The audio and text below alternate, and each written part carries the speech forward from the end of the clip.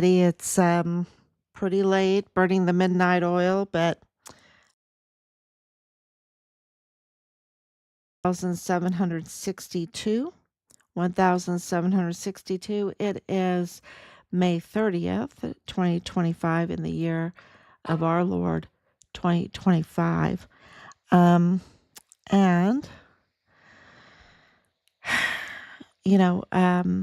I go through this every day. Richard was forcibly removed from his barracks room on Fort Bliss, and his life was ended. And this was organized crime, y'all. It was absolute organized crime, and the cover-up is an organized crime. The retaliation before, because he went through severe and continuous retaliation for being a witness for President Trump, really, for President Trump's administration. That's what was going on here. We are a MAGA family, and Richard was not compromised, and he was a distinguished honor graduate for his cycle and basic training and AIT. He got a $500 award for that. Guidon bearer, fastest runner in his unit. He was not from El Paso. He wasn't raised or groomed in the criminal trafficking network, where many in the unit, well, I shouldn't say many, but that there were HR is part of this, okay? Because why is it that the FBI that are from El Paso get to stay in El Paso? That you have those that served in the El Paso Police Department. We're hearing that Nieto had very close relationship, very, very, very close relationship while he was a police officer in the El Paso Police Department with the chief of police of the El Paso Independent School District's wife, right? What's his name? Manuel Chavira's wife. This is the problem. Not that they had this close relationship, but then he goes over to the FBI, and you have all of this pay for play. You have all of this, these personal relationships. Why is it that Nidal Baem is there in El Paso, related to Manuel Chavira, related to the Texas Ranger that was assigned to our case? And here he is interfering with the case, impersonating an FBI agent, and giving this information, ordering Richard's flyer to be taken down off of Windows, his missing persons flyer, ordering it off, saying that, the search is over with. Richard has been found. He's dead. And his remains, partial remains, were found in Juarez, Mexico. And they're looking in 5 more locations for it. And he's related to Manuel Chavira, the chief of police of El Paso Independent School District. And Nidal Baem is related to Texas Ranger that was assigned, the very Texas Ranger assigned to our case, not Richard's case, our case. We have a case there. Gustavo Sanchez. And then he's related to Richard's chain of command, the G3 of the 32nd ADCOM. Richard was 32nd ADCOM, Bradford Bugado.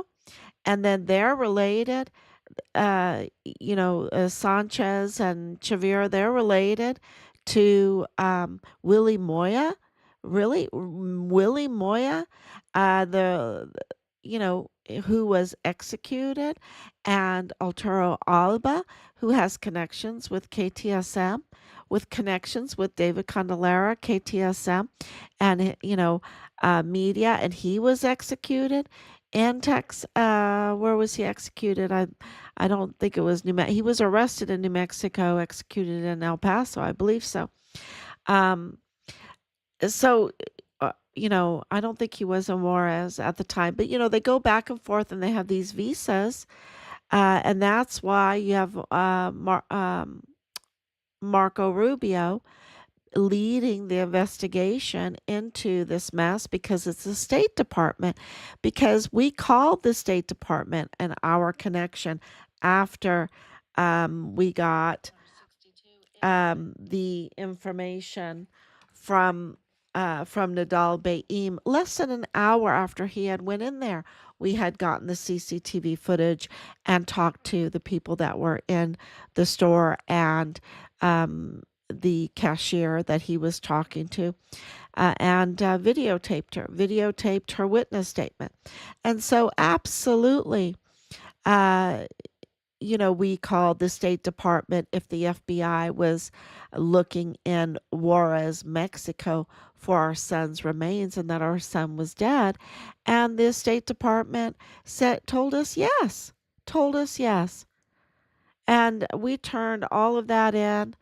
Um, the, and do not, and there's so much more, because there's the LLCs. Don't forget Nidal Baem. It's very connected to the Hart family. Um, Nidal Baem is a Palestinian arms dealer working through Western Frontier Trading. The LLCs are a big deal. The car LLCs are a big deal because of Richard's vehicle. We knew that they were fudging to us. You can't, at the, you pick your what you want to battle at the beginning when there's this much corruption. And what we wanted is, where was our son? Who cares about everything else? All of that can be replaced. Where is our son? And we absolutely knew that they were lying to us about our son's vehicle. And there was a lot of questions, and I just said, we'll have to go along with their narrative until we figure out what the truth is, right? What the truth is. And now we know that it was not the truth. But if you can't trust the CID, because the CID is the one that was informing us about our son's vehicle and about his phone, and and about his computer, about his game, his television and game, and that. I mean, there's just a lot of tampering in this case, a lot of tampering with evidence, including CCTV footage on Fort Bliss. We know that, but also, there's so much tampering, so much interference, so much obstruction, and it's all documented. We have, you know, 1,762 days, that we've been documenting all of this with videos, with paperwork, with screenshots, with the FOIA reports, with witness testimony, everything. And you can't change who you're related to. And Nidal Baem is related to Manuel Chavira and Gustavo Sanchez. Okay, he's related to them, closely related to them. And, and they were targeting, you know, Nidal Baem was targeting our son's case. And so this is really important for everyone to know. And the connection with Moya and Arturo Alba and Danae Katzen, who also had Richard's credit cards after he was murdered and targeted our family, is related to Rosa Maria Valdez Garcia. They all seem to be related. Look at the Mayellas. So the Mayellas, are they related to the Chaviras? Do they have some kind of business, some kind of LLC that connects them all together? It wouldn't be surprising, would it? It wouldn't be surprising. And so today's big information that we addressed was this broadcasting by these two FBI agents, right? Two FBI agents, Minerva, um, oh gosh, it's so late. And a Cordona, it's not a Cardona, uh, Julio Cordova. Uh, anyway, it's late. It's so late. Um, tomorrow I'll have it just, it's been crazy day. It's been a crazy day. And the thing you need to know is these two, because I'm just trying to do it off the top of my head. These two FBI agents did a broadcast. They had some technical difficulties. The microphone wasn't working at the beginning. Um, and we were thinking about joining in because what they wanted to talk about was the truth about the Walmart mass shooting case. And they alluded and they implied that the FBI there in El Paso wasn't honest to El Pasoans or the public, right? That they weren't honest to the public. And also, we keep up with the elections. We know that Minerva for sheriff, that already happened. Why is she kind of still posting that up there? It was really odd to us because that gives her like some kind of position that she doesn't have. A position she was rejected by the voters. So that already happened. She was rejected. I'm sure she's probably a nice person. I don't know. But something is fishy is going on. And so we thought maybe we would join in. But after really looking at it, and then, red flags went up because she is a retired, these two are Cordero. These two are, retired FBI agents. And, Rob is a retired colonel, lieutenant colonel. And, you don't stop representing the military when you get out. Um, but for FBI agents, they have regulations, right? They have regulations because you're dealing with law enforcement, right? So even as a retired FBI agent, you're regulated. You are absolutely regulated. You can't just do whatever you want, right? You have to protect the reputation of the FBI, and their mission in the United States. You know, uh, so red flags really went up, and we did look it up, and you can look it up too. Was what they're doing violating FBI regulations for retired FBI agents? And we got a whole list of yeses because uh, we have law enforcement friends. We have uh, we have FBI friends. And so they absolutely were like, no, something is really fishy here. Something is really fishy. They can't just go do that because the federal case has not been released to the public yet. So, this was really wrong. And so, we decided not to take part in that because it doesn't seem to be legal. It doesn't seem to be right.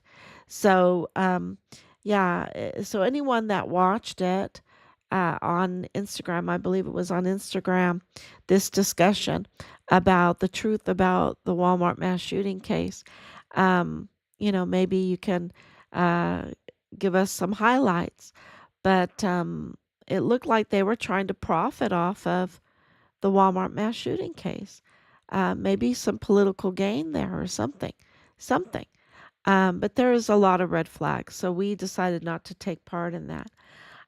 Also, so that, I mean, how much breaking news do you need? That is such huge breaking news about Nidal Baem being related to Manuel Chavira, the chief of police for the El Paso Independent School District, and the very Texas Ranger that was assigned to our case, Gustavo Sanchez.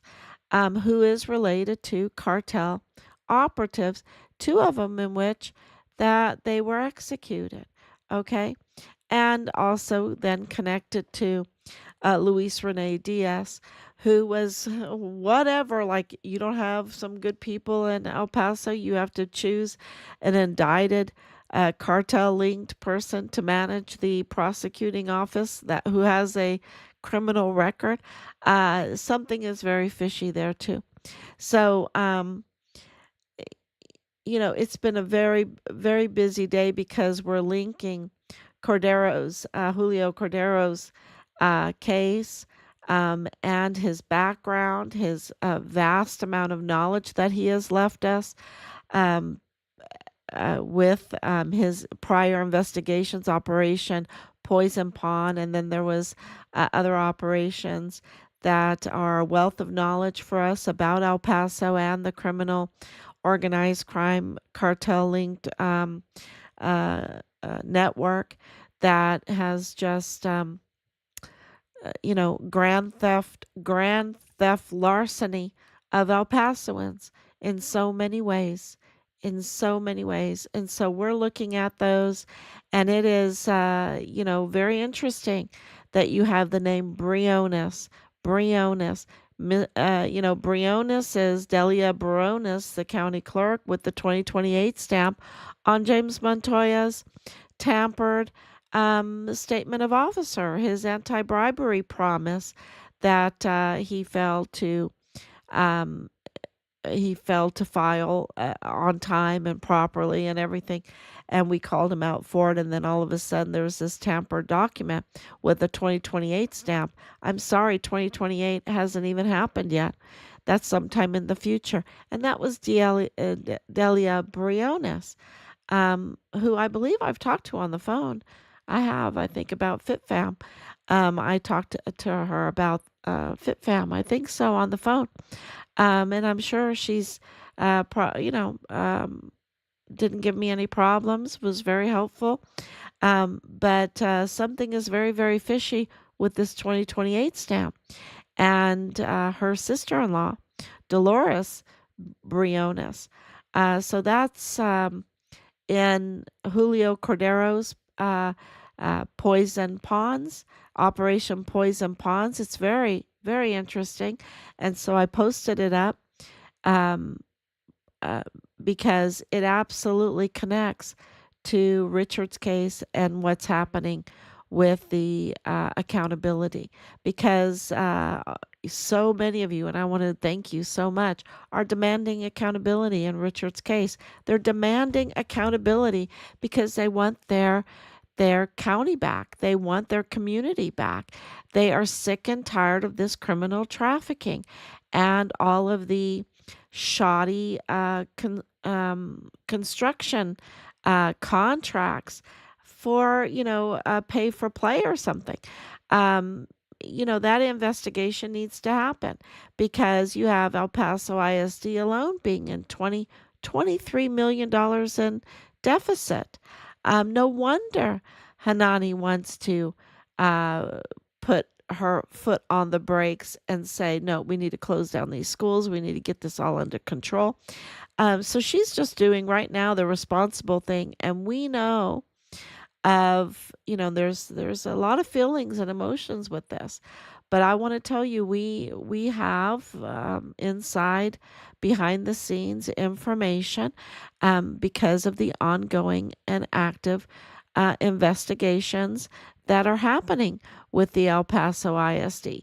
So that's why you will see a lot of political shuffling right now because there are ongoing and active investigations going on behind the scenes at the El Paso ISD, and they're in debt. $23 million in debt. It's a lot of money. And when people are in debt, people are not too nice. They're just not too nice. Try being in debt. It's not too nice. And then when you get out of debt, it's like, woo, I'm a different person. I'm a much nicer person. I'm a much I'm a giver now. Um, so, getting out of debt makes you a much nicer person. Um, so you can see that this board is just, I don't know, they they don't understand what it takes, I guess, what it will have to take to get the deficit under control. And you see that in Texas history, the scandals with the contracts and everything to do with the El Paso ISD. There's just a lot of scandals, and it's just so easy, right? It's so easy because everybody wants to do good for our children, right? And then um, criminal network or working people can take advantage of that situation. So, yeah, this is all of the information that's coming to us from so many sources, and we're so appreciative for all your tips, for all your insider views.